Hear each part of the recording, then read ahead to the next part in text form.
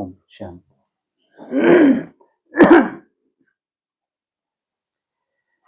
9 दिसंबर 93।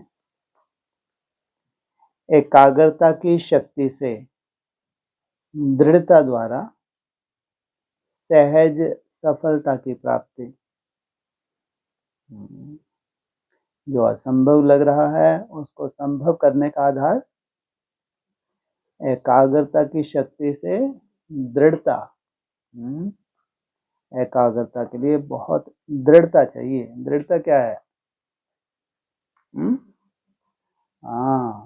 उसमें नीरसता नहीं आनी चाहिए।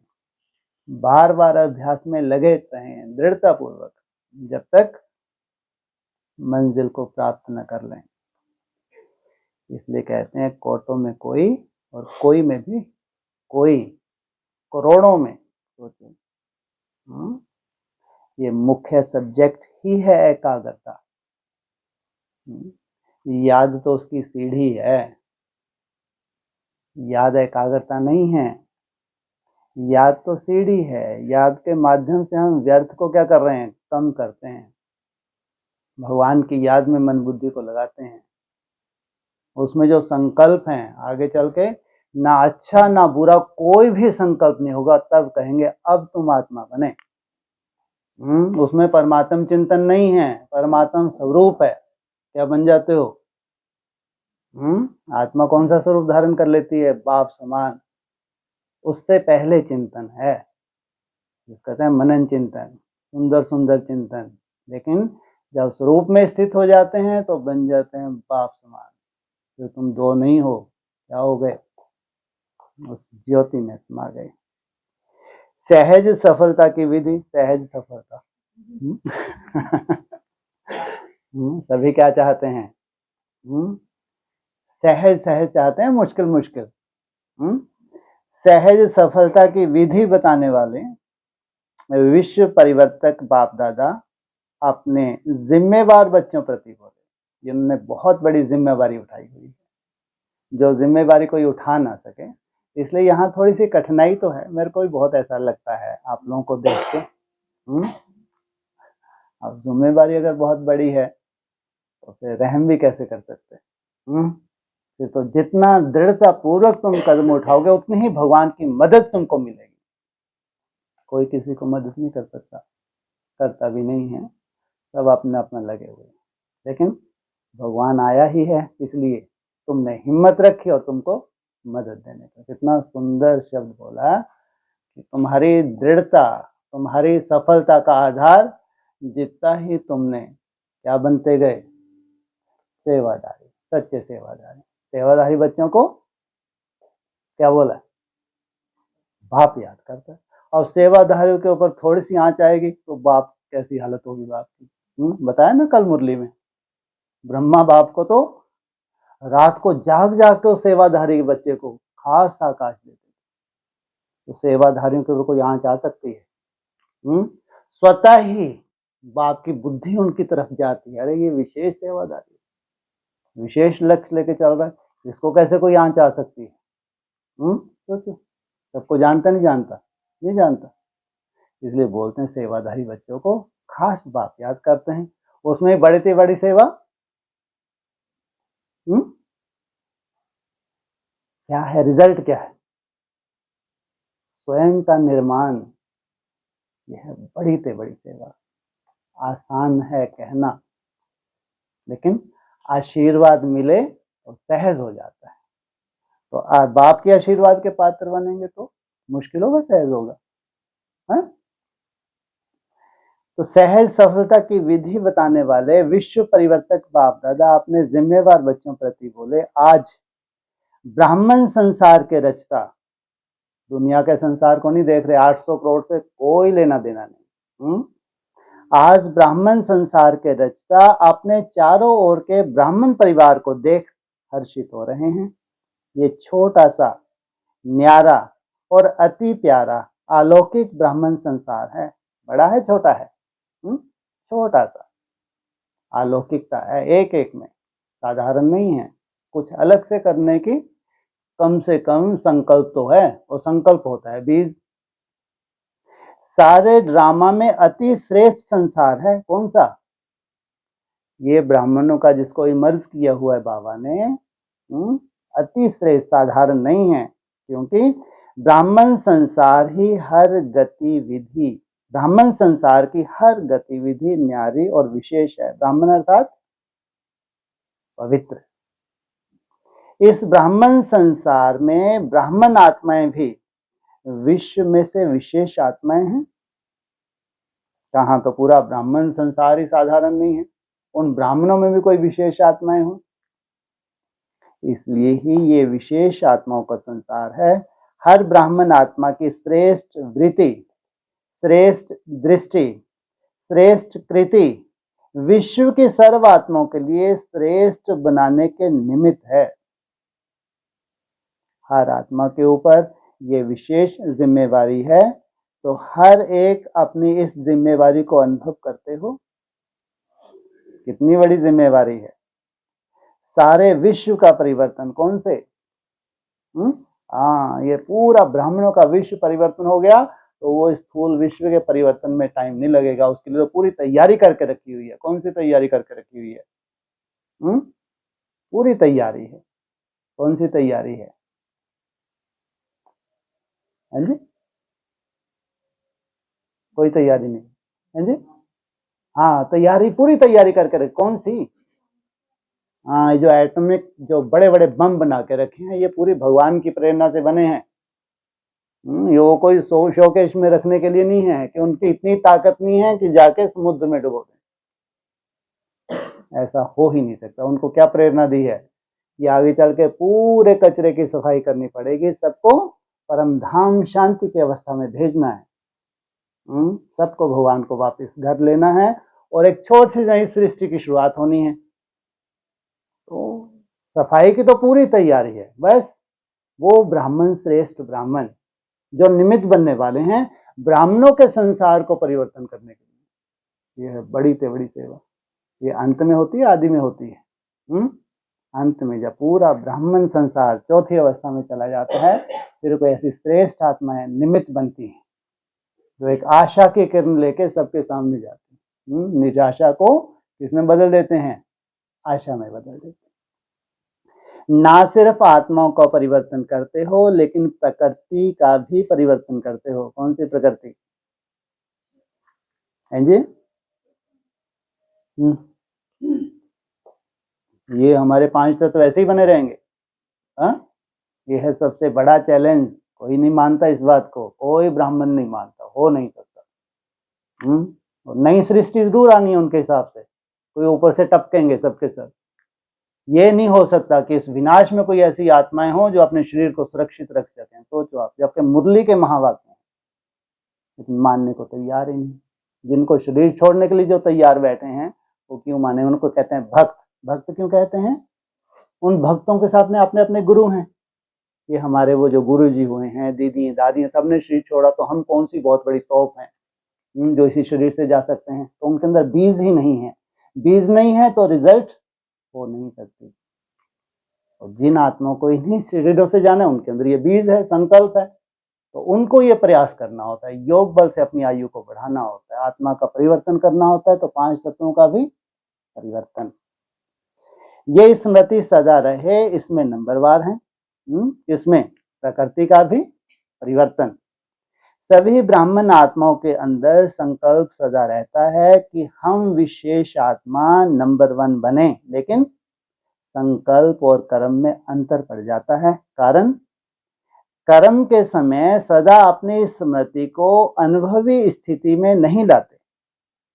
सुनना, जानना, ये दोनों याद रहता है, लेकिन स्वयं को उसी स्थिति में मानकर चलना, इसमें मेजॉरिटी कभी अनुभवी और कभी सिर्फ मानने और जानने वाले बन जाते। इस अनुभव को बढ़ाने के लिए दो बातें विशेष महत्व को, दो बातों के विशेष महत्व को जानो। एक स्वयं के महत्व को, दूसरा समय के महत्व को। लक्ष्य क्या है? स्वयं। और समय एक निश्चित है या अलग से कुछ मिलने वाला है? जो भी है उस निश्चित समय में ही स्वयं स्थिति में जाना है। कितने दिन हैं? ज्यादा से ज्यादा कितनी ज्यादा से ज्यादा 5000 दिन। ये 5000 दिन का चिट्ठा चाहो तो जो वो कौन सा गोले का चित्र है उस पर चिपका दो तो भी रिजल्ट देख सकते हो। इसी चित्र को चाहे तो सीढ़ी के चित्र पे चिपका दो तो भी बहुत सुंदर आईना बन जाएगा। इसी चित्र को चाहो तो झाड़ के चित्र के ऊपर लगा दो। इतना एक्यूरेट है ये चित्र वर्तमान समय 5000 दिन का। हाँ, तुम पूरी हिस्ट्री ज्योग्राफी ब्राह्मणों की देख सकते हो अगर सूक्ष्म बुद्धि है तो। पूरा रिजल्ट निकाल सकते हो, महाविनाश की रिजल्ट, पूरी स्थापना की रिजल्ट, पूरी राजधानी स्थापना की रिजल्ट। सोचो इतना वैल्यूबल समय। एक तरफ समय, दूसरी तरफ स्वयं। स्वयं के प्रति बहुत जानते हो। अगर किसी से भी पूछेंगे कि आप कौन सी आत्मा हो, वह अपने से भी पूछेंगे कि मैं कौन, तो कितनी बातें स्मृति में आएंगी। 1 मिनट के अंदर आपने कितने स्वयमान याद आ जाते हैं? 1 मिनट में कितने याद आते हैं? बहुत याद आते हैं ना। कितनी लंबी लिस्ट है स्वयं के महत्व की। तो जानने में तो बहुत होशियार हो, सभी होशियार हो ना, फिर अनुभव करने में अंतर क्यों पड़ जाता? क्योंकि समय पर उस स्थिति के सीट पर सेट नहीं होते। अगर सीट पर सेट हैं तो कोई भी, चाहे कमजोर संस्कार, चाहे कोई आत्मा, चाहे प्रकृति, चाहे किसी भी प्रकार की रॉयल माया अपसेट नहीं कर सकती। जैसे शरीर के रूप में भी बहुत आत्माओं को एक सीट पर व स्थान पर एकाग्र होकर बैठने का अभ्यास नहीं होता, तो वह क्या करेगा? हिलता रहेगा ना। तो ऐसे मन और बुद्धि को किसी भी अनुभव के सीट पर सेट होना नहीं आता है। अभी अभी सेट होगा, अभी अभी अपसेट। शरीर को बिठाने के लिए स्थूल स्थान होता है, मन बुद्धि को बिठाने के लिए श्रेष्ठ स्थितियों का स्थान है। कौन सी है श्रेष्ठ स्थिति? कौन कौन सी? कौन कौन सा स्वयमान है? किसी भी स्वयमान का चिंतन करके भ्रुकुटी में बैठें, उस स्वयमान के चिंतन में रहें, उसको अनुभव करना। मैं शांत स्वरूप आत्मा हूँ, मैं मास्टर सर्वशक्तिवान हूँ, मैं विघ्न विनाशक आत्मा, उसका अनुभव करना, स्वरूप में टिकना, उसको धारण करना। केवल भक्तों की तरह रटना नहीं, उसको धारण करना। वो स्वरूप ये मेरा है, फिर फील्ड में उतर जाओ। अशांति में शांति स्थापन ना हो नहीं सकता, भले ही अल्पकाल के लिए हो। अब वहां जाके खड़े हो जाओ, वायुमंडल ही वहां का चेंज हो जाएगा। साइंस है, कोई चमत्कार नहीं है। जैसा आप चिंतन करते हो वो कंटिन्यू आपका वायुमंडल बन रहा है, वो वायुमंडल फैलता है। ये है अनुभव। तो बाप दादा बच्चों का यह खेल देखते रहते हैं, अभी अभी अच्छी स्थिति के अनुभव में स्थित होते हैं और अभी अभी अपने स्थिति से हलचल में आ जाते हैं। जैसे छोटे बच्चे चंचल होते हैं तो एक स्थान पर ज्यादा समय नहीं टिक सकते। तो कई बच्चे यह बचपन के खेल बहुत करते रहते हैं। अभी अभी देखेंगे बहुत एकाग्र, अभी अभी एकाग्रता के बजाय भिन्न भिन्न स्थितियों में भटकते रहेंगे। तो इस समय विशेष अटेंशन चाहिए, मन और बुद्धि सदा एकाग्र रहे। क्या विशेष अटेंशन? ऐसा कोई ब्राह्मण है जो यहां बैठे हैं विशेष अटेंशन ना देना चाहता हो? विशेष ही अटेंशन देते हैं ना तो एकदम से कहां चले जाता है? टेंशन में बदल जाता है या सहज हो जाता है? विशेष अटेंशन। कब से अमृत वेले तो सभी तैयार होके बैठते हैं, आज अमृत वेले बस। हाँ, सब अनुभवी बैठे हैं, कोई साधारण थोड़ी है। क्या गर्मी लग रही किसको? अगर आलस आए तो फिर इसका मतलब पक्का ना। हाँ, अच्छी बात है।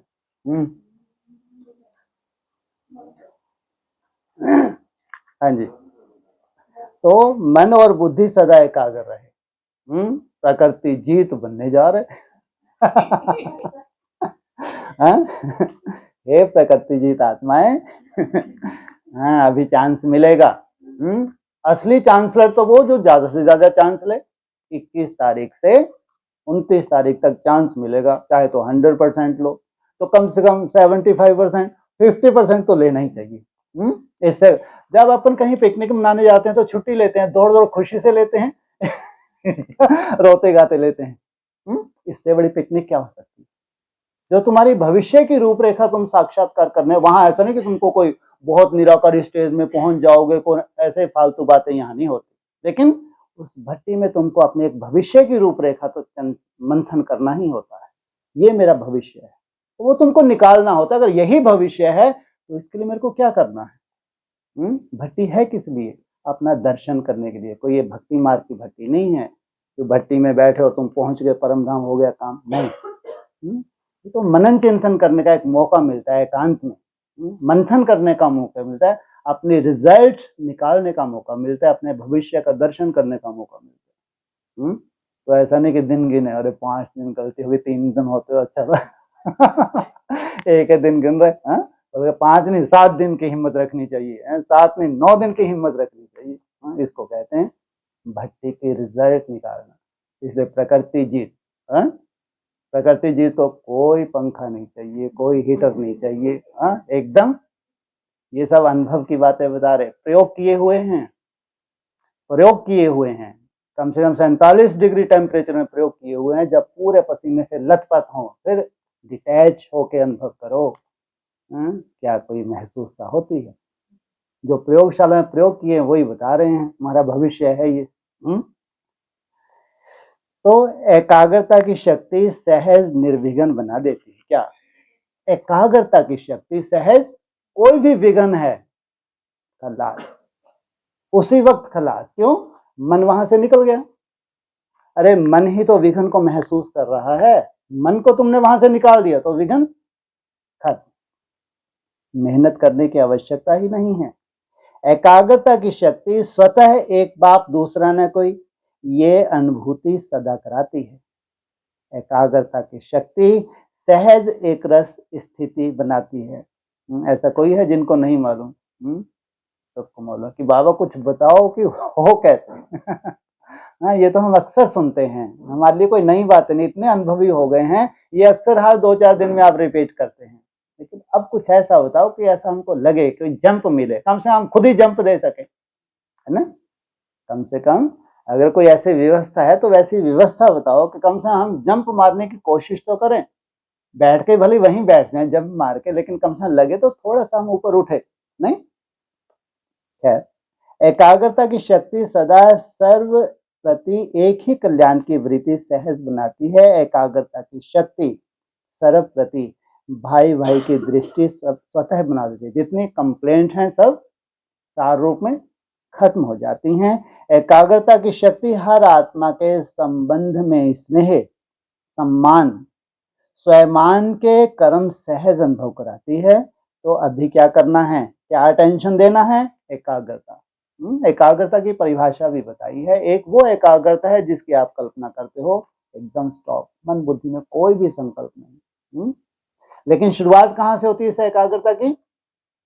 जब बहुत व्यर्थ हो, अचानक जो भी तुम विधि अपनाते हो, चाहे मुरली की विधि अपनाते हो, चाहे मेरा बाबा मीठा बाबा की जो भी विधि अपनाते हो, तो उस वक्त कौन सी स्थिति में रहते हैं आप? व्यक्त में होते हैं या अव्यक्त में होते हैं? अव्यक्त। पहले अव्यक्त स्थिति होगी, उसके बाद एकाग्रता सेकंड स्टेज है, फर्स्ट नहीं। जो लगातार अव्यक्त होने लगा वो धीरे धीरे बीज रूप अवस्था में जाता है। अगर अव्यक्त स्थिति आपकी लगातार नहीं बनी है, बीज रूप अवस्था की कल्पना नहीं करनी चाहिए। व्यक्त से पार रहना माना अव्यक्त, ये सब विधि ये अव्यक्त हैं। मुरली का जो भी मंथन होता है, जो भी आप अच्छा खुद का चिंतन करते हैं, वो स्वयमान का चिंतन करें सब, क्योंकि देह से पार ले जा रहे हैं पूरा ये चिंतन, ये है अव्यक्त स्थिति। इसलिए एक अव्यक्त वाणी में ये भी बोला है, जो 24 घंटे अव्यक्त स्थिति में रहते हैं उनकी रिजल्ट निकलती है 8 घंटा बीज रूप अवस्था, और वो पर्याप्त है कहाँ धकेलने के लिए? परमधाम जाने के लिए। 24 घंटा बोला, अव्यक्त वाणी का आ जाएगा पॉइंट।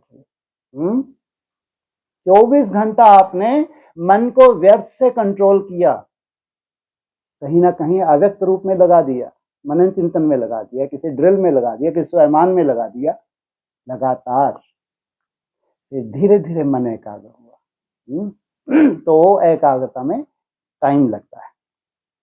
तो स्थित होते हो, अनुभव भी करते हो, लेकिन एकाग्र अनुभवी नहीं होते। कभी श्रेष्ठ अनुभव में, कभी मध्यम, कभी साधारण, तीनों में चक्कर लगाते रहते हो। इतना समर्थ बनो जो मन बुद्धि सदा आपके ऑर्डर अनुसार चले। बहुत सुंदर, इसके लिए बहुत सुंदर एक छोटा सा बाबा ने भक्ति मार्ग का बताया। कितने घंटे का आसन सिद्ध हो जाए तो 24 घंटे के लिए आसन सिद्ध, तो ये रटा हुआ है तुम सबको।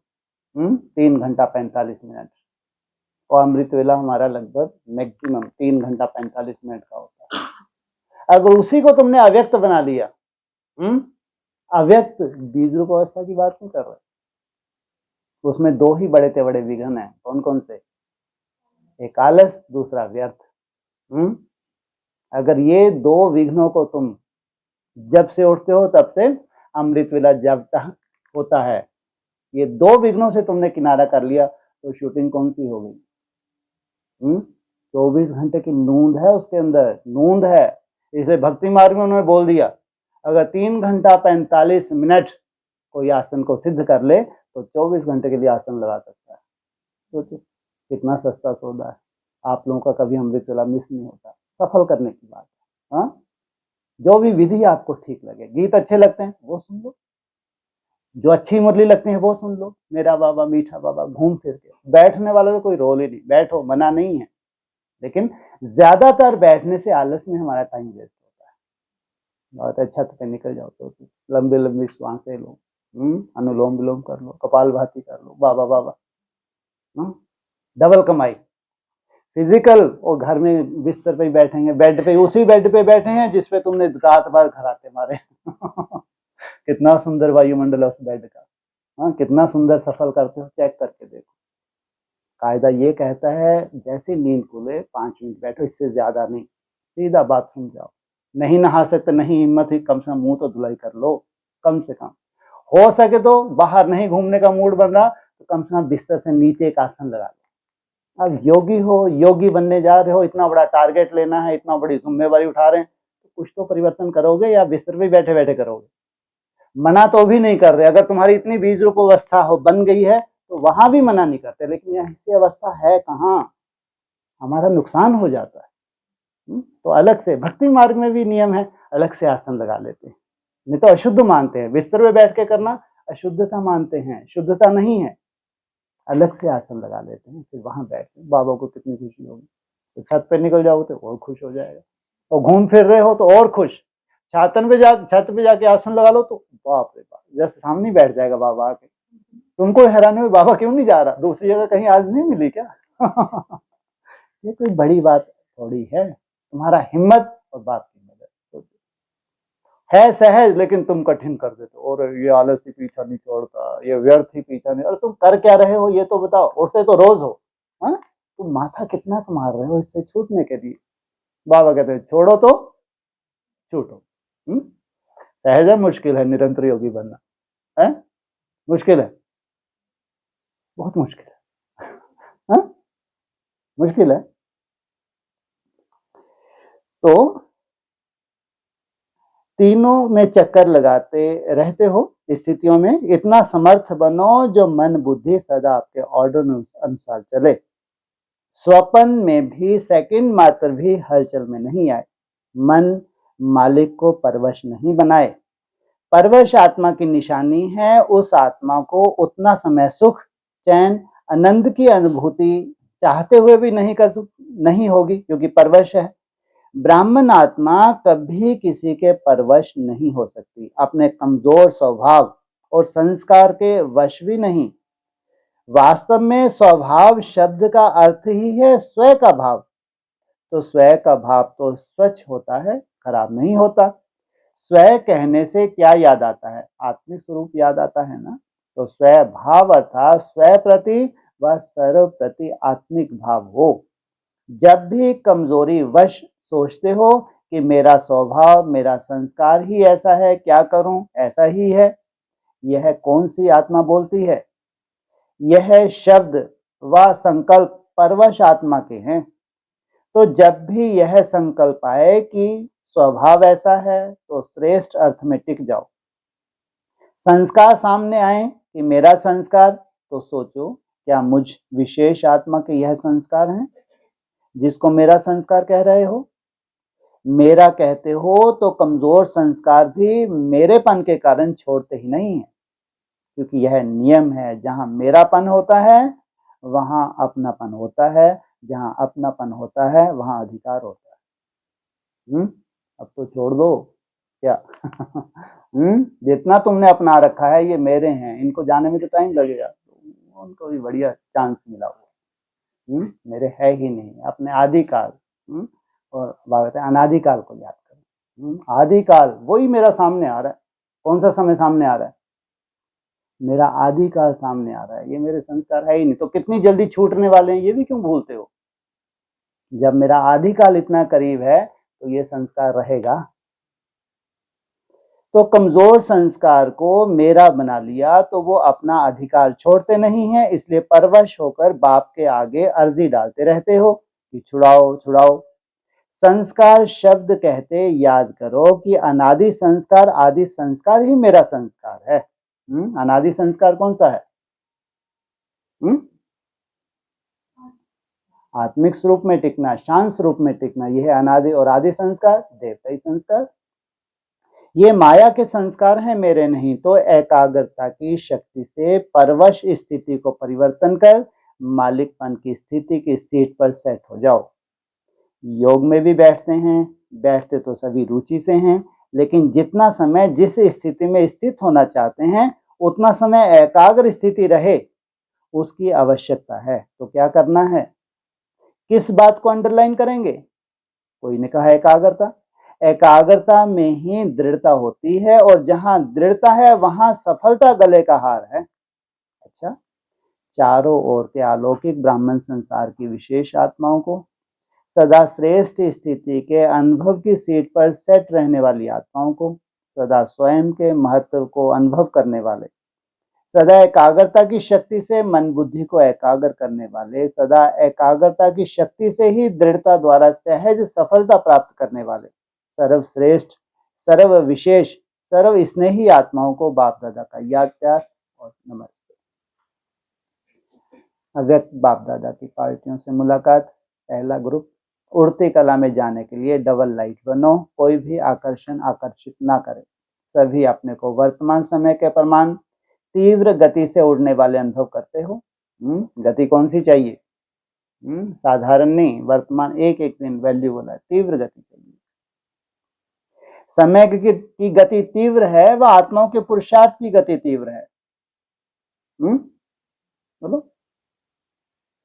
समय की गति कैसी है? साधारण। और सोचो समय कितना तीव्र गति से 14 साल में पूरी राजधानी स्थापन हो जानी है। सोचो समय की गति। और इसके अपोजिट वो समय की गति भी इतनी ही तेजी से चलेगी। जितनी स्थापना उतना विनाश सब देखने में आएगा। सब ये 14 साल में ऐसे ऐसे सीन देखेंगे जिसकी आज आप कल्पना भी नहीं कर सकते। स्थापना भी 100% होनी है, तो विनाश की हालत देखो, क्या वर्ल्ड की हालत क्या होने जा रही है। समय आपके पीछे पीछे है या आप समय के प्रमाण चल रहे हो? समय के इंतजार में तो नहीं होना कि अंत में सब ठीक हो जाएगा। 37 आते आते सब ठीक हो जाएगा है? हो तो जाएगा, लेकिन उस ठीक होने के लिए जो ऑपरेशनों की नोंद है वो ठीक नहीं है। ठीक तो सब होना है, सब ब्राह्मणों को चलना ही है। बाप आया है ले जाने के लिए, किसी को भी छोड़ेगा नहीं। लेकिन हमारे अलवेलेपन के वजह से जो समय को हमको सफल करना था नहीं कर पाए। आपका भाग्य बहुत बड़ा है, तो बीच में छोटे से छोटे, जो कोई बड़े ऑपरेशन नहीं है, ऐसी चिंता की बात नहीं। तो छोटे मोटे ऐसे ऑपरेशन हो सकते, नहीं हो सकते, क्योंकि वो रोग है तुम्हारा, वो तुम्हारी कमजोरी है, उसको निकालना है। उस कमजोरी को निकालने के लिए छोटा मोटा ऑपरेशन करना पड़े और तुमको बढ़िया बना दें। या तुम खुद ही रोज अपना ऑपरेशन करते हो अमृत ले। कठिन है ये सहज है? कितना कठिन है। सहज थोड़ी अपना धर्मराज बनना पड़ता है। अमृत वेला सफर करना कोई मासी का घर है क्या? तुम रोज ही अपने को सजा दे रहे हो, तो वो सजाओं की क्या जरूरत पड़ेगी क्या? जो अपने को पिच करके पिचकारी भी मार रहे हैं बेचारे, घूम फिर भी रहे हैं, पांव दर्द कर रहे हैं, 1.5 घंटा खड़े हो रहे, अब इनको 4-5 घंटे। ज्यादा से ज्यादा कितना घंटा कंटिन्यू नॉन स्टॉप बिना बैठे लगातार 100% खड़ा हो, कितना ज्यादा से ज्यादा। और आगे बढ़ो, नॉन स्टॉप बैठना नहीं कहीं पे भी। और आगे बढ़ो, 8 घंटे बोल दिए। और हैं जी 16, अच्छा और आगे बढ़ो, हैं शांति रख। बाबा तो 75% बोलते हैं, 100 हो ही गया। 18 घंटे कंटिन्यू, 1 सेकंड के लिए भी सीटिंग नहीं, 1 सेकंड के लिए भी सीटिंग नहीं, कंटिन्यू। तो ऐसे रिकॉर्ड बनाए होंगे ना? नहीं, और विश्व के, अपने विश्व में रिकॉर्ड नहीं बनेंगे। तो भक्त के फॉलो नहीं करेंगे जब तुम्हारे शास्त्र लिखे जाएंगे। तो एक टांग को खड़ी कर ली, दूसरी खड़ी करके बेचारा बैठ ही नहीं पाया। तो आफत तो तुमने यहाँ मोल ली होगी। बाप को भी लगा होगा, अरे कौन सी आफत मोल रहा है, छोड़ छोड़ भाई, ये हठ योग नहीं यहाँ चलेंगे। सहज राजयोगी हो, लेकिन तुमने अपनाए तो होंगे जरूर। तुमने सबसे ज्यादा सजा अपने को दी होगी, ऐसे ही सहज राजयोगी नहीं बन जाते। तो मुंह के पक्के लगाने हैं जो शरीर छोड़ने वाले होते हैं। सहज राजयोग इतना भी सहज नहीं है कि जितना हम कहते हैं। ये है कठिन ते कठिन किया होगा, हठ भी किया होगा, फिर धीरे धीरे वो सहज होता है। इतना सहज हो गया, चलते फिरते उठते बैठते धुन लगी, रिजल्ट ये निकलती है। तो कहां तक पहुंचना है? कम से कम, ज्यादा नहीं, 3 घंटा 45 मिनट भी है? लगा रहे अतीन्द्रिय सुख के झूले में झूलता रहे। लेकिन धीरे धीरे, हठ की बात नहीं।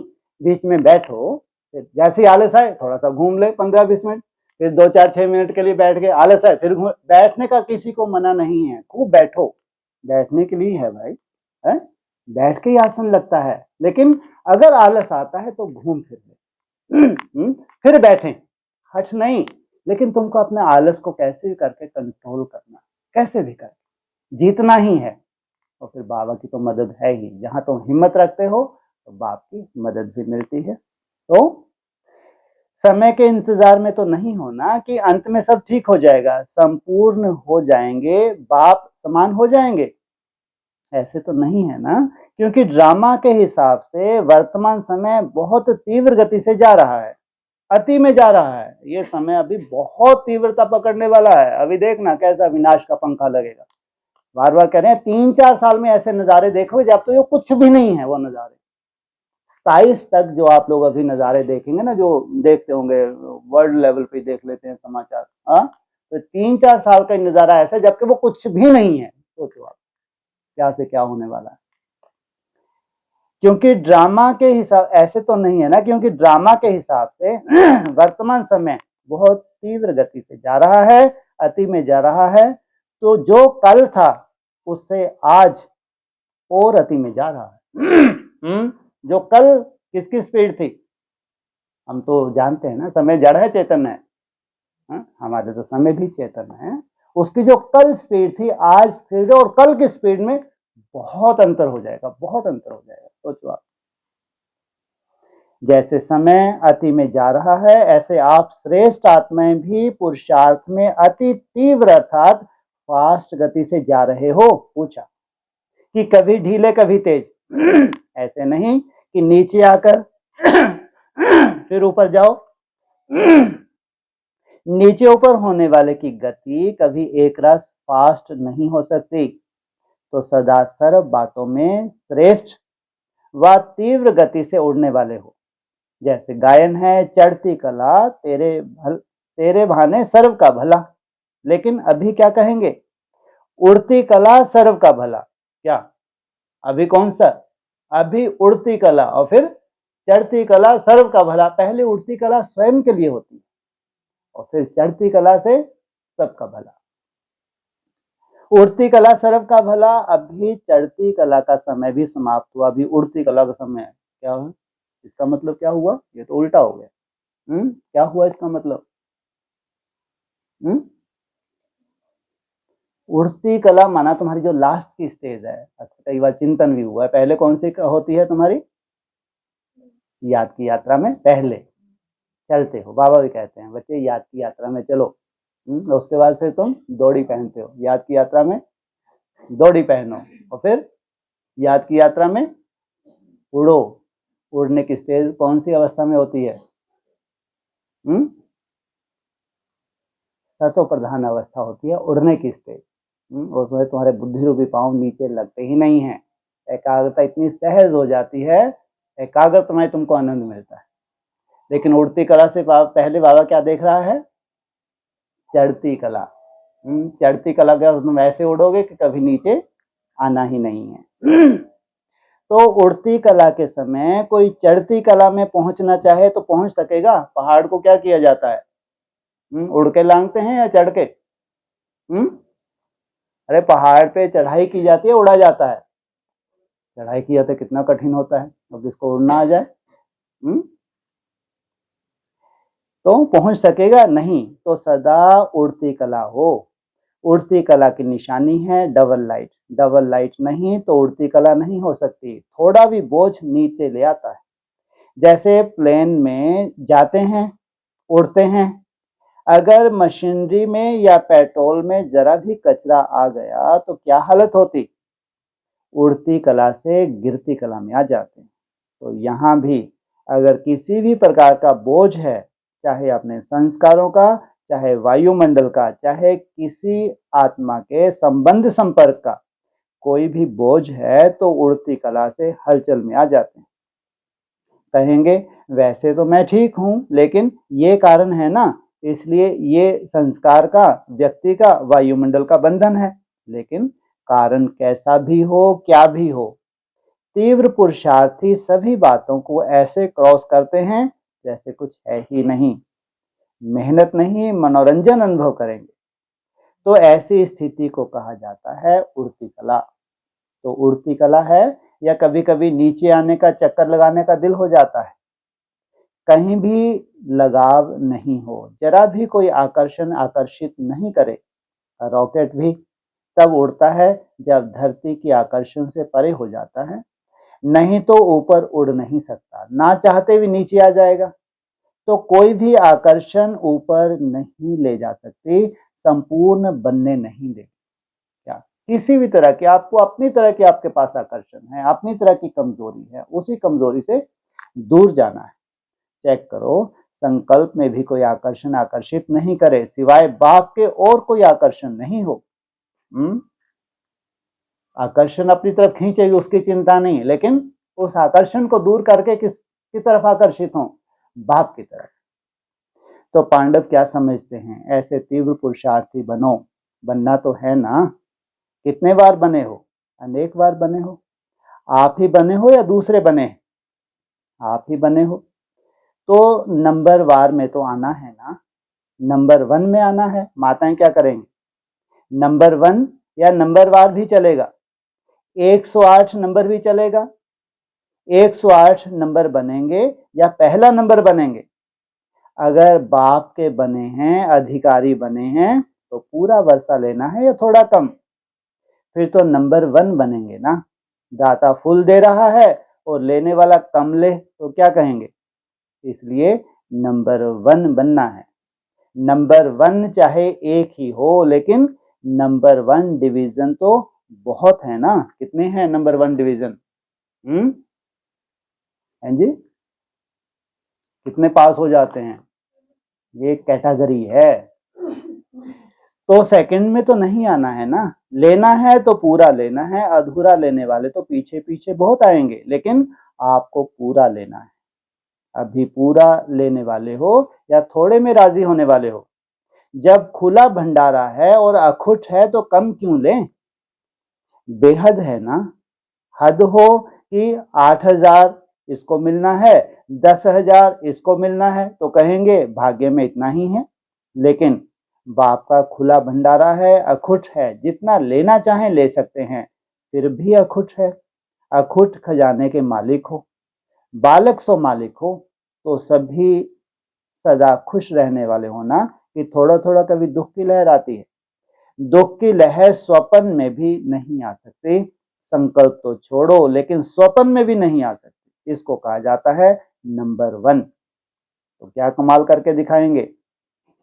सभी नंबर 1 आकर दिखाएंगे ना। वैसे भी दिल्ली को दिल कहते हैं। तो जैसा दिल होगा वैसा शरीर चलेगा। आधार तो दिल होता है ना। दिल है दिलाराम के दिल, तो दिल की गद्दी यथार्थ चाहिए ना, नीचे ऊपर नहीं चाहिए। तो नशा है ना कि हम दिलाराम का दिल हैं। तो अभी अपने श्रेष्ठ संकल्पों से स्वयं को और विश्व को परिवर्तन करो। इसलिए क्या बोला है, दिल्ली का परिवर्तन तो पूरे भारत का परिवर्तन, भारत का परिवर्तन तो पूरे विश्व का परिवर्तन। ये महावाक्य है। तो दिल्ली का परिवर्तन हुआ होगा नहीं होगा? नई दुनिया में नई दिल्ली, पुरानी दुनिया में पुरानी दिल्ली। ऐसे नहीं सोचा था, सोचते तो बहुत हैं लेकिन होता बहुत कम है। वे तीव्र पुरुषार्थी नहीं हैं। तीव्र पुरुषार्थी अर्थात संकल्प और कर्म समान हो तभी बाप समान कहेंगे। खुश हैं और सदा खुश रहेंगे, यह पक्का निश्चय है ना। खुश रहने वाले ही खुश नसीब हैं, यह पक्का है या थोड़ा थोड़ा कच्चा हो जाता है? कच्ची चीज अच्छी लगती है, पक्के को पसंद किया जाता है। तो पूरा ही पक्का रहना है। रोज अमृत वेले यह पाठ पक्का करो कि कुछ भी हो जाए खुश रहना है। क्या कहा? है किसमें हिम्मत? हाथ उठाओ एक हाथ। बोला क्या पहले सुना भी? जिसने सुना वो हाथ उठाओ। अरे सभी ने सुन लिया ये तो। कुछ गुप्त ही नहीं रहा। सोचो, मना चिंता नहीं, दिन भर में जिस तरह की माया आ रही है अपनी तरह की माया है, रोज आ रही है, भाड़ में जाए। लेकिन अमृत वेले से एक नई शुरुआत, आशावादी बन के। जो कमी कमजोरी हो अपने को चैलेंज देके, फिर भी कमी कमजोरी आ रही है, हम फेलियर हो रहे हैं, कोई चिंता नहीं, फिर नई शुरुआत। रोज अमृत वेले एक नए सुंदर संकल्प से शुरुआत। तो 1200 कितने 50 दिन, वो तो कहते हैं 21 रोज अगर कंटिन्यू किसी संकल्प के ऊपर काम किया जाए ना, 21 रोज साइंटिफिक। सोचो आप 21 रोज किसी संकल्प लेके रोज आप अभ्यास करो तो वो संकल्प जैसे कि धीरे धीरे जमने लगता है, उसके रिजल्ट निकलने लगती है। बाबा जानते हैं ये तो बहुत पुरानी आत्माएं हैं। इनके ऊपर ये कानून लागू नहीं होते। होते तो हैं लेकिन इतनी सूक्ष्म बुद्धि तुम्हारी नहीं है कि 21 रोज में वो संस्कार कैसे ढीला पड़ा नहीं दिखता है। कैसे हमें उभर पाई नहीं दिखता, क्योंकि वो संस्कार जब आता है तो फिर माथा खराब हो जाता, फिर वो आ गया, फिर वो आ गया। तुम्हारा अक्सर माथा खराब होता रहता है, लेकिन तुम्हारी प्रोग्रेस नहीं हो रही, ये हो नहीं सकता। भगवान की याद में तुम्हारी प्रोग्रेस ना हो नहीं सकता। लेकिन तुम संतुष्ट कब होते हो? जब पूरी तरह जीत लेते हो। इसलिए तुमको लंबे से लंबा टारगेट देते। कितने दिन? सीधा 1250 दिन। 21 रोज की भट्टियां करते रहो अपने लिए स्पेशल खास, और छूटते जाओ। बस कुछ नहीं, दिन भर के लिए तो टेंशन दी ही नहीं। अब कितनी देर की टेंशन दी है? अमृत वेला, इसको रिवाइज करो। रोज अमृत वेले यह पाठ पक्का करो कि कुछ भी हो जाए खुश रहना है। अरे नई दुनिया में जा रहे हैं और रोते रोते जाए, ये कैसे हो सकता है? नई दुनिया में एक एक दिन कैसा बीज कौन सा डालना है? खुश का डालना है, खुश रहना है। अच्छा, और कोई खेल नहीं दिखाना, यह खेल दिखाना, और खेल नहीं करना। बाबा भी ये चाहता है कि ये जो खेल है, खेल खेल की दुनिया है जिसमें तुमको झूले झूलने हैं, सदा इंद्रिय सुख की तरफ ट्रांसफर होना है। तो उसमें क्या करना? रोज कम से कम तुम्हारा दुखड़ा बाबा नहीं सुनना चाहते। बाप का डिसरिगार्ड नहीं होना, बाप को रिगार्ड देना। आपने इस दुनिया में हमको भेजा, हम आपकी लाज रखेंगे। क्या कम से अमृत वेले तो आपकी लाज रखें। फिर हम 4 अवस्थाओं से गुजर जाते हैं, हम तो इतने ज्ञानी तो आते, कोई चिंता नहीं। बाबा कहते कम से कम इतनी लाज तो रख लो। क्या? कौन से वेला?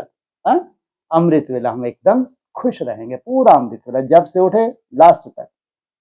अच्छा, ग्रुप नंबर 2, अपकारी पर भी उपकार करना, यही ज्ञानी तो आत्मा का कर्तव्य है। विश्व कल्याण के कार्य अर्थ निमित्त आत्मा हूं, ऐसे निमित्त समझ हर कार्य करते हो। जो विश्व कल्याण के निमित्त आत्मा है वो स्वयं स्वयं के प्रति अकल्याणकारी संकल्प भी नहीं कर सकते, क्योंकि विश्व की जिम्मेवार आप निमित्त आत्माएं हो। आप निमित्त आत्माओं की वृत्ति से वायुमंडल परिवर्तन होना है। तो जैसा संकल्प होगा वैसी वृत्ति जरूर होती है। कभी भी किसी के प्रति व अपने प्रति कोई भी व्यर्थ संकल्प है तो वृत्ति में क्या होगा? वही भाव वृत्ति में होगा और वही कर्म स्वतः ही होगा। तो 1 सेकंड भी वृत्ति व्यर्थ ना बना सकते, 1 सेकंड भी वृत्ति व्यर्थ नहीं बना सकते, 1 सेकंड भी व्यर्थ संकल्प नहीं कर सकते, क्योंकि आपके पीछे विश्व की जिम्मेवारी है। ऐसे समझते हो कि ये बात की जिम्मेवारी है, आपकी नहीं है, ये बाप की जिम्मेवारी है, आपकी नहीं है, ऐसा समझते हो या सोचते हो कि हम तो छोटे हैं, छोटी जिम्मेवारी है? नहीं, बड़ी जिम्मेवारी उठाई है तो विश्व कल्याणकारी। जैसे बाप वैसे बच्चे, कैसी भी परिस्थिति हो, कैसा भी व्यक्ति हो, लेकिन स्वयं की भावना, स्वयं की वृत्ति कौन सी है? विश्व कल्याणकारी। इतना याद रहता है या अलवेले हो जाते हो? तो अलवेले नहीं होना, विश्व कल्याणकारी, विश्व के राज अधिकारी बन सकते हो। अगर विश्व कल्याण की भावना नहीं तो विश्व राज का भी अधिकार नहीं। संबंध है ना। तो सदा सर्व प्रति शुभ भावना, शुभ कामना हो सकती है। आपकी कोई गलानी करे तो भी शुभ भावना रख सकते हो। चेकिंग भी कब होती है? जब आपकी कोई गलानी करता है, आपको समाचार मिल जाए कि फला फला व्यक्ति आपकी गलानी करता है, तब अपनी चेकिंग हो। क्या उसके प्रति भी शुभ भावना है? क्योंकि हमारे कोई हिसाब किताब हैं वो चुकतू हो रहे हैं। उसके बाद तो तुम्हारे को चिपक जाती है तो तुमको गाली दे, तुम लेते क्यों हो? अगर तुम लेते हो तो तुम मूर्ख कहलाओगे।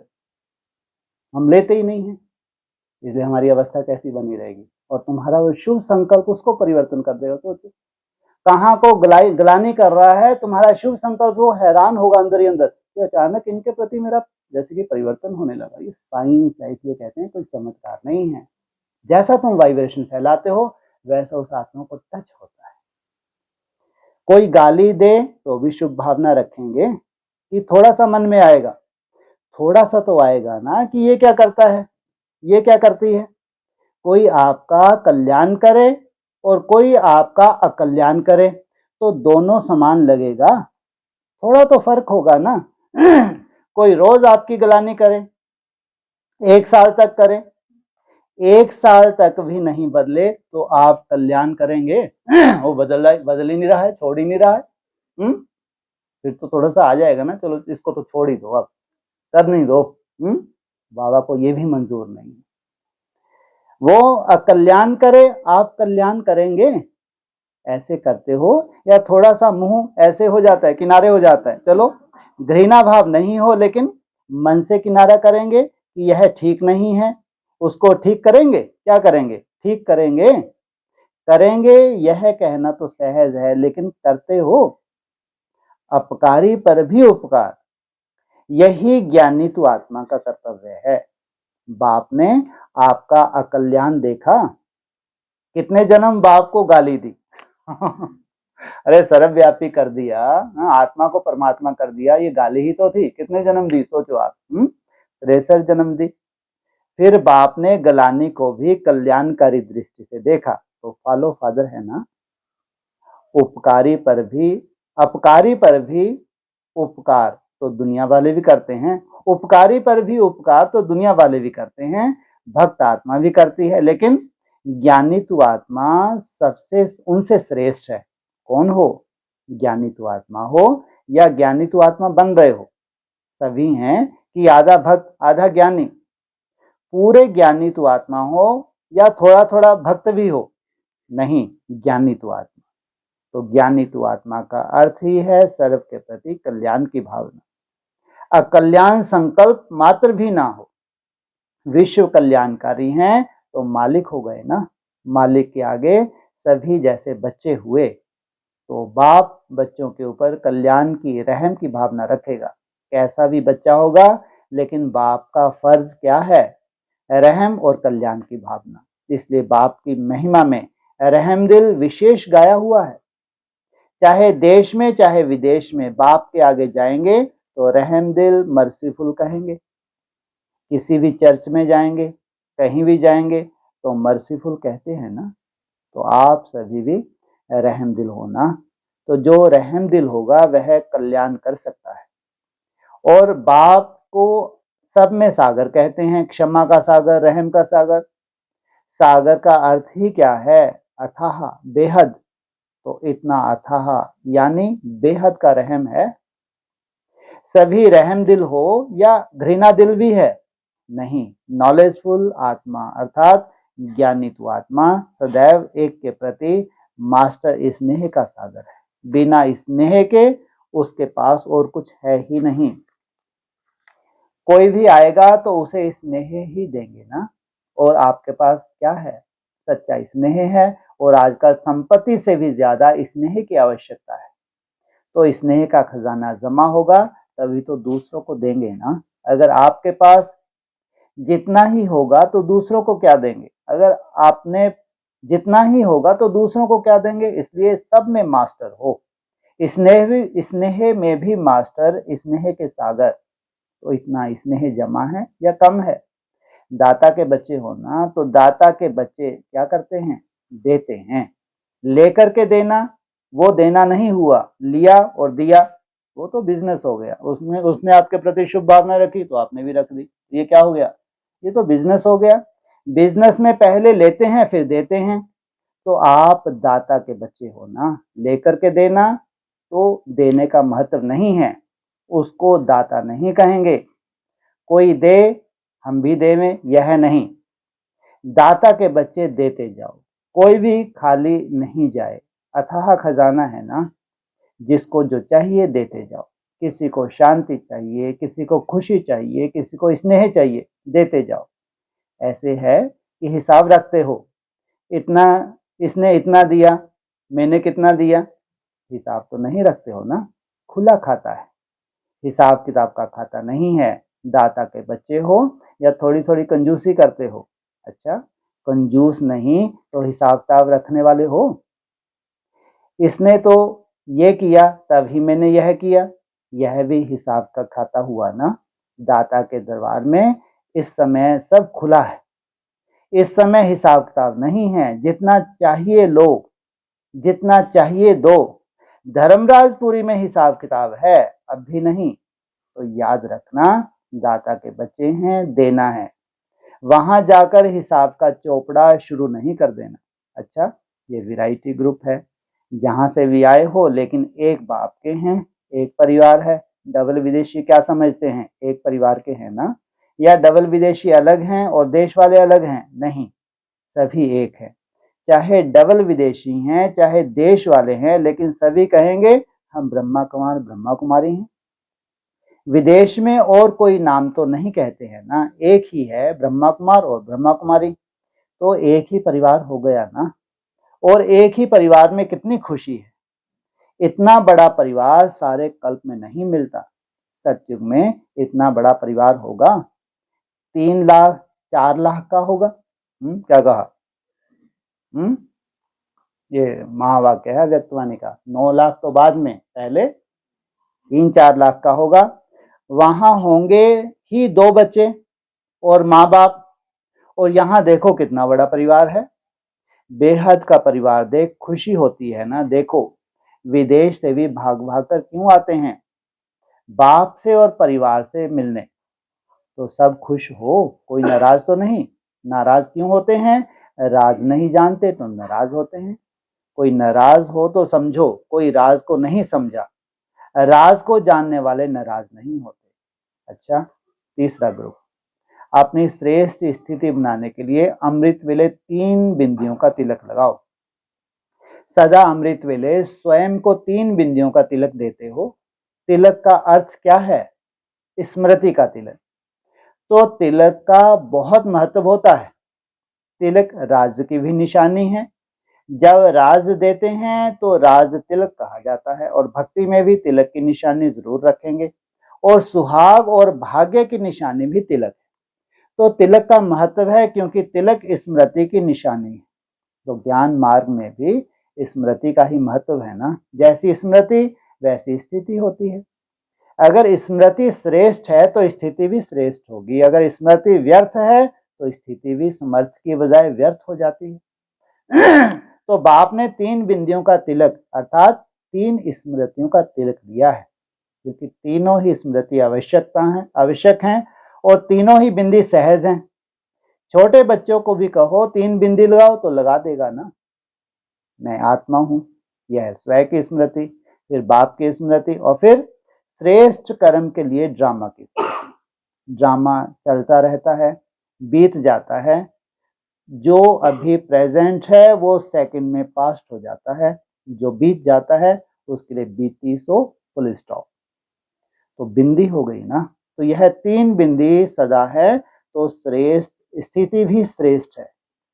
सिर्फ आत्मा की स्मृति नहीं, आत्मा के साथ बाप की स्मृति है ही, और बाप के साथ ड्रामा की स्मृति भी अति आवश्यक है। किसके साथ है ही, क्या बोला? आत्मा के साथ परमात्मा की बिंदी तो है ही, इसलिए बोला अगर तुम आत्मिक स्मृति में रहते हो तो बाबा की याद तो है ही, लेकिन सबसे ज्यादा हम कहाँ हिलते हैं? ड्रामा के ऊपर। छोटी सी कोई हलचल होती है, कोई भी पेपर होता है, छोटा बड़ा कोई भी हो, वहां तो हिलता है।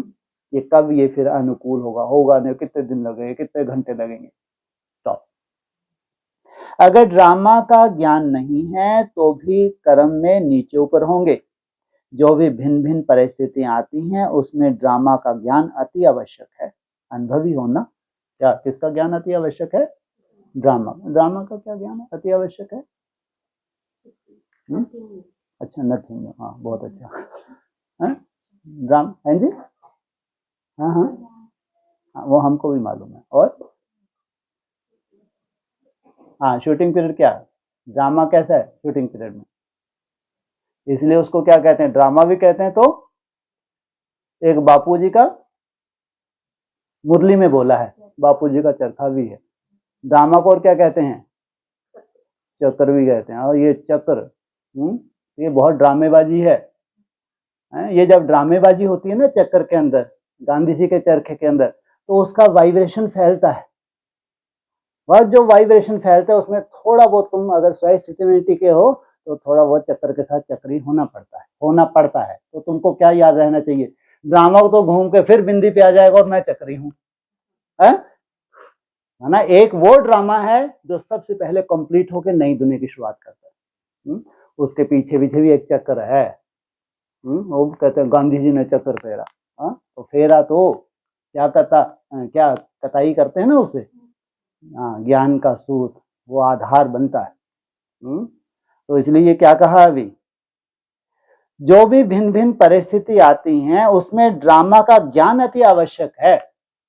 क्या चाहिए तुमको इसमें? ज्ञान कौन सा चाहिए? ड्रामा का ज्ञान अति आवश्यक है। अनुभवी होना, क्या स्मृति रहती है? होना ही है, नथिंग न्यू। ऐसा भी चक्कर वक्कर हो, ये कंप्लीट होना ही है। पहले से ही जानते हैं ना कि यह होना है, तो विचलित नहीं होंगे। जब नॉलेज है कि होना ही है तो खेल समझकर देखेंगे। तूफान नहीं लेकिन खेल है। नाटक में भी तूफान, बाढ़ सब देखते हैं ना, लेकिन विचलित होते हैं क्या? क्योंकि समझते हैं कि यह ड्रामा है। तो अचल हो या थोड़ा थोड़ा हिलते हो, क्यों, क्या होता है, क्या होगा, कैसे होगा, यह आता है। जब ड्रामा का ज्ञान है तो अचल अडोल है, ड्रामा का ज्ञान नहीं तो हलचल है। तो सभी सदा अचल अडोल हो, अभी नहीं लेकिन सदा। सदा शब्द नहीं भूलना। सदा माना अविनाशी, सदा काल वाले हैं या कभी कभी वाले। माताओं को कभी कभी थोड़ा मोह आता है, थोड़ा थोड़ा मेरापन नहीं आता। जहां मेरापन होगा वहां हलचल होगी। हद का मेरापन नहीं, बेहद का मेरा। वह है मेरा बाबा। हद का मेरा मेरा बहुत है, तो हद का मेरापन नहीं। पांडव क्या समझते हैं? मेरी रचना, मेरी दुकान, मेरा पैसा, मेरा घर, कुछ नहीं आता।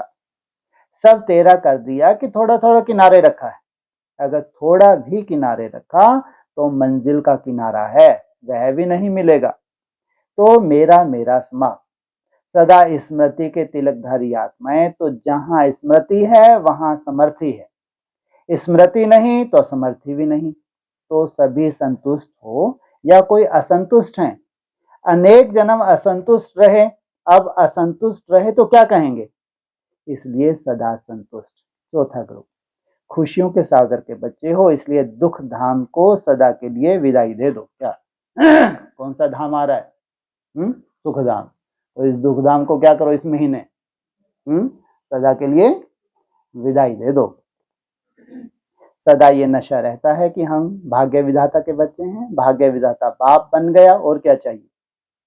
सब चाहनाएं पूरी हो गई हैं कि रही हुई हैं। नशा सदा बढ़ता जाता है या कभी कम होता है, कभी बढ़ता है। जब माया आती है तब क्या करते हो, फिर कम होता है।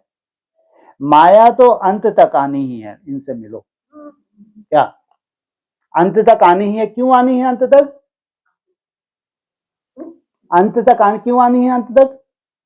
नाक रगड़ने के लिए। क्या होगी? तुम माया जीत बन जाओगे, बोला ना। तो किस लिए आएगी ये माया अंत तक? हाँ, कि तुमको मायापति, माया का कंट्रोलर।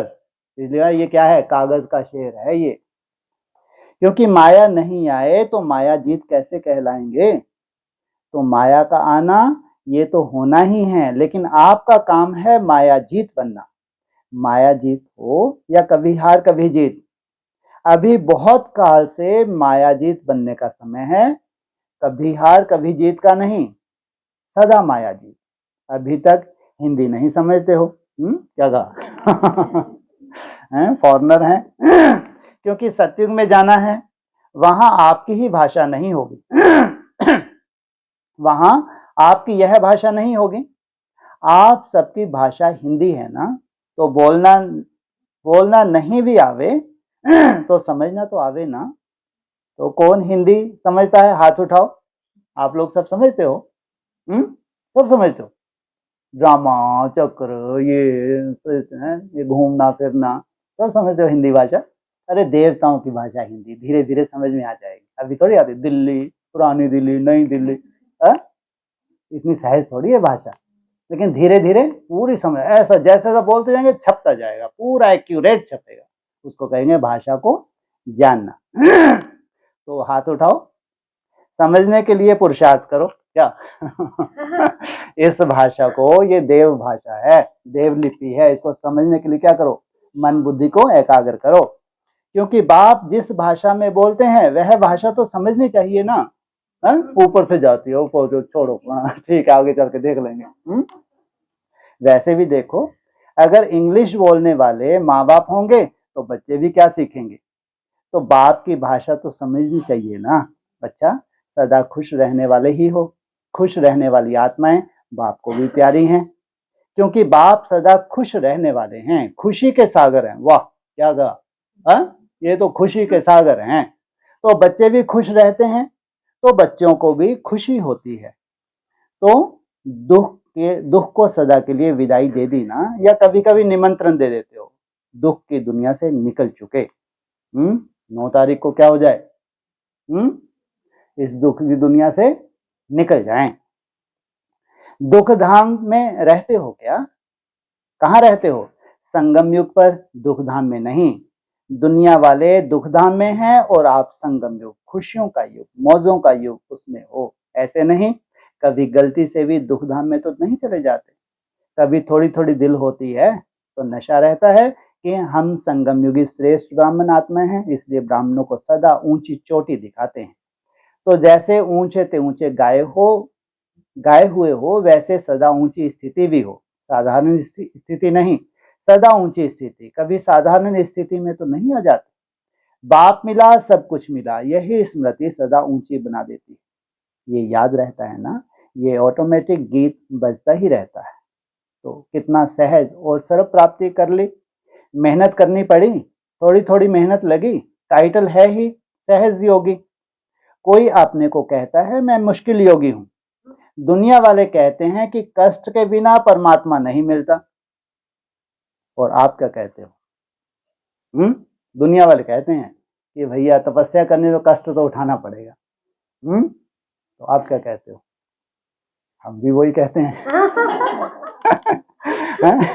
लेकिन इसके रिजल्ट सहज अगर ना हो नहीं सकता। ये जो तुमको थोड़ी सी अभी मुसीबत है, ये सदा काल की मुसीबत नहीं है। ये थोड़ी सी मुसीबत तुमको सदा काल के सहज राजयोगी बनाने वाले। सहज, इतना सहज तुम कल्पना भी नहीं कर सकते। एकाग्रता की बात है। कहाँ मन बुद्धि को एकाग्र करना असंभव, कुछ सेकंड भी संकल्प को रोकना असंभव। तो कहाँ तुम्हारे संकल्प चले ही ना, इतना सहज हो जाए, सोचो। घर बैठे बाप मिल गया। घर, बाप के घर में तो पीछे आते हो, पहले तो घर बैठे बाप मिला, इतना सहज सोचा नहीं था लेकिन मिल गया। तो सदा यही याद रखना, हम भाग्य विधाता के बच्चे हैं। सदा अपना भाग्य याद आने से खुश रहेंगे और खुशियां बांटेंगे। 5वां ग्रुप, चिंताओं से फ्री, सदा निश्चिंत या बेफिक्र बादशाह रहने के लिए निश्चय बुद्धि बनो। सदा अपने को कल्प कल्प की अधिकारी आत्मा अनुभव करते हो। अनेक बार यह अधिकार प्राप्त किया है, आगे के लिए भी निश्चित है कि कल्प कल्प करते ही रहेंगे।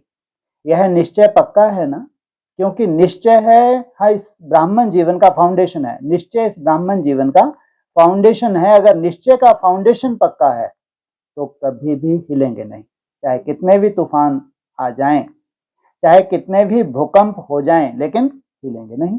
हमारे यहाँ भूकंप भी कैसे हैं, बेहद में, जो हमारी बुद्धि रूपी धरनी को हिलाते हैं। हमारे यहाँ तूफान भी जो हमारे मन को बहुत हिलाते हैं, कितने भी आ जाएं हिलेंगे नहीं, क्योंकि फाउंडेशन पक्का है। अभी भी देखो, प्रकृति का भूकंप आता है तो कौन सी बिल्डिंग गिरती है, जो कच्ची होती है, पक्के फाउंडेशन वाली नहीं गिरेगी। तो आपका फाउंडेशन कितना पक्का है, हिलने वाला है क्या? हिलेगी नहीं, लेकिन थोड़ी दरार आ जाएगी।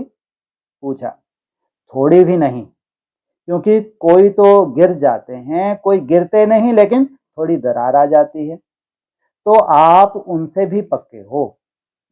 थोड़ी सी दरार आ गई तो क्या होगा, प्रकृति का प्रभाव आएगा नहीं आएगा?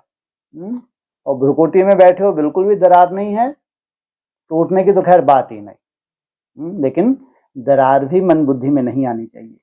तो निश्चय की निशानी है हर कार्य में, मनसा में भी, वाणी में भी, कर्म में भी, संबंध संपर्क में भी, हर बात में सहज विजयी हो। मेहनत करके विजयी बने, यह विजय नहीं है, सहज विजयी।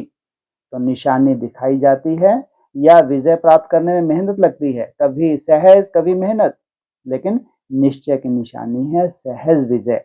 अगर मेहनत लगती है तो समझो कुछ मिक्स है। संशय भी नहीं हो, संशय नहीं भी हो, लेकिन कुछ मिक्स है, व्यर्थ मिक्स है, इसलिए सहज विजय नहीं होते। नहीं तो विजय निश्चय बुद्धि आत्माओं के लिए तो सदा एवर रेडी है। ऐसा कौन है जो सदा विजयी नहीं रहना चाहता? लेकिन क्या बोला, क्या मतलब हुआ? अगर आपको अपना भविष्य है पूरा, इतने निश्चय बुद्धि, इसको कोई छीन नहीं सकता, तो सोचो फिर कितना भी उतार चढ़ा है, तो बाबा क्या देख रहा है? कैसी शूटिंग कर रहे हो? तो उनका स्थान भी वह है, जहां निश्चय है वहां विजय होगी। निश्चय वालों के पास ही जाएगी ना क्या? निश्चय वालों के पास ही जाएगी ना। तो निश्चय सब बातों में चाहिए, सिर्फ बाप में निश्चय नहीं, लेकिन अपने आप में भी निश्चय, ब्राह्मण परिवार में भी निश्चय, ड्रामा के हर दृश्य में भी निश्चय। तभी कहेंगे संपूर्ण निश्चय बुद्धि। अगर बाप में निश्चय है लेकिन अपने में नहीं है, चलते चलते अपने से दिल शिकस्त होते हैं, तो निश्चय नहीं है। तब तो होते हैं, तो वह भी अधूरा निश्चय हुआ। बाप में भी है, अपने आप में भी है, लेकिन परिवार में नहीं है, परिवार के कारण डगमग होते हैं, तो भी अधूरा निश्चय कहेंगे। ड्रामा में भी फुल निश्चय हो, जो हुआ तो अच्छा हुआ, इसको कहा जाता है ड्रामा में निश्चय। ऐसे संपूर्ण निश्चय बुद्धि हैं। अभी तो फुल है, कभी आधा है। जब अनेक बार का नशा है तो अनेक बार विजयी बने हो, अब रिपीट कर रहे हो, कोई भी बात नहीं कर रहे हो, रिपीट कर रहे हो। तो रिपीट करना तो सहज होता है ना। तो निश्चय बुद्धि विजयी, सदा यह स्मृति में रहे, निश्चय भी है और विजय भी है। ये नशा हो कि हमारी विजय नहीं होगी तो किसकी होगी? विजय है और सदा होगी, तो अटल निश्चय हो, टलने वाला नहीं हो। थोड़ी सी बात हुई और निश्चय अटल नहीं रहे, ऐसा निश्चय नहीं हो। अटल निश्चय तो अटल विजय होगी। विजय के भावी टल नहीं सकती। क्या अंडरलाइन करना चाहिए? निश्चय की भावी भी टल नहीं सकती। क्या मतलब हुआ इसका? दुनिया की कोई ताकत क्या टाल नहीं सकती किसको। कोई ऐसी भावी नहीं बन सकती कि निश्चय को टाल सके। अटल हैं, ऐसे निश्चय बुद्धि सदा हर्षित रहेंगे, निश्चिंत रहेंगे, क्योंकि चिंता खुशी को खत्म करती है और निश्चिंत है तो खुशी सदा रहेगी। तो निश्चय बुद्धि की दूसरी निशानी है निश्चिंत। नहीं तो थोड़ी बात भी होगी तो चिंता होगी, ये क्या हुआ, ये ऐसे हुआ। इस क्यों क्या से भी निश्चिंत, क्या क्यों कैसे ये चिंता की लहर है। अभी बड़ी चिंता नहीं होगी, इस रूप में होगी। होना नहीं चाहिए था, हो गया, ऐसा वैसा क्यों क्या कैसा, ये शब्द बदल जाते हैं। तो ऐसा है कि कभी कभी क्वेश्चन मार्क होता है। कई कहते हैं ना कि मेरे पास ही ऐसा क्यों होता है, मेरे से ही ऐसा क्यों होता है, मेरे पीछे ये बंधन क्यों है, मेरे पीछे माया क्यों आती है, मेरा ही हिसाब किताब कड़ा क्यों है। तो क्यों आना माना चिंता की लहर। तो इस चिंताओं से भी परे इसको कहा जाता है निश्चिंत। तो कौन हो, निश्चिंत हो या थोड़ी थोड़ी क्यों क्या है। निश्चिंत आत्मा का सदा स्लोगन है अच्छा हुआ, अच्छा है और अच्छा ही होना है। बुराई में भी अच्छा ही अनुभव करेंगे, बुराई से भी अपना पाठ पढ़ लेंगे, बुराई को बुराई के रूप में नहीं देखेंगे। इसको कहा जाता है निश्चय बुद्धि, निश्चिंत। चिंता शब्द से भी अविद्या हो, जैसे गायन है ना, इच्छा मात्रम अविद्या। ऐसे चिंता की भी अविद्या हो। चिंता क्या होती है, यह अनुभव नहीं हो। नई दुनिया में चिंता होती क्या है, अविद्या हो जाए। तो ऐसी अवस्था इसको कहा जाता है निश्चिंत। कोई भी बात आए तो क्या होगा, नहीं आएगा, फौरन ही यह आएगा, अच्छा होगा। कोई भी बात आए तो क्या होगा, नहीं आएगा, पूछा, फौरन ही आ जाएगा, अच्छा होगा, बीत गया, अच्छा हुआ। जहां अच्छा है वहां सदा बेफिक्र बादशाह है। तो निश्चय बुद्धि का अर्थ है बेफिक्र बादशाह। तो ऐसे हैं या थोड़ा थोड़ा फिक्र आ जाता है, तो बेफिक्र बादशाह ही बाप समान है। तो बाप को फिक्र है क्या, इतना बड़ा परिवार होते हुए फिक्र है क्या, सब कुछ जानते हैं देखते हुए बेफिक्र। ऐसे बेफिक्र हो, माताएं बेफिक्र हो, या प्रवृत्ति में जाकर थोड़ा फिक्र हो जाता है, वायुमंडल में जाकर थोड़ा प्रभाव पड़ जाता है। वायुमंडल का प्रभाव नहीं पड़ता, अपना प्रभाव वायुमंडल पर डालो, वायुमंडल का प्रभाव आपके ऊपर नहीं पड़े, क्योंकि वायुमंडल रचना है, आप मास्टर रचयिता हो। वायुमंडल बनाने वाले कौन, मनुष्य आत्मा। तो रचता हो गया ना, तो रचता के ऊपर रचना का प्रभाव नहीं हो, लेकिन रचता का रचना के ऊपर प्रभाव हो। तो कोई भी बात आए याद रखो मैं विजयी आत्मा हूं। अच्छा, ये महाराष्ट्र और गुलबर्गा है, अर्थक्वेक आता रहता है। इसलिए सुनाया कि निश्चय बुद्धि रहो, होना ही है, आगे चलकर अति होना है या कम होना है। तो अति का आह्वान कर रहे हो या घबराते हो, तैयारी कर रहे हो बीज रुको अवस्था की, ट्रैफिक कंट्रोल की, आह्वान कौन सा कर रहे हो, अति का। तो थोड़ा बहुत बुद्धि हलचल में भी आए तो तुम्हारा कभी कोई अनिष्ट हो ही नहीं सकता। घबराने की कोई बात नहीं, अगर शरीर जाएगा तो भी गारंटी है और रहेगा तो भी सेवा करनी है। क्या, अगर शरीर जाएगा तो भी गारंटी है, क्यों, जो संस्कार धारण किए कोई छीन नहीं सकता। और रहेगा तो सेवा करनी है, दोनों में अच्छा है। 3 पैर पृथ्वी तो मिलनी है, बेफिक्र होना, नॉलेज है ना, इसलिए बेफिक्र है। सारी सभा बेफिक्र बादशाहों की बैठी है ना। जाने वाले कहाँ भी होंगे तो जाएंगे, चाहे भूकंप में जाएं, चाहे किसी स्थिति में भी जाएं, अच्छे अच्छे चलते चलते भी चले जाएंगे। जाने वालों को कोई रोक नहीं सकता, जाने वाले चले गए, लेकिन फिक्र आपको देकर क्यों जाएं, फिक्र भी साथ में लेकर चले जाएं ना, ज्ञान की शक्ति है ना। अच्छा, होने वाला होना होता ही है, होना ही है, आप तो सभी बेफिक्र बादशाह हो। अच्छा, ओम शांति।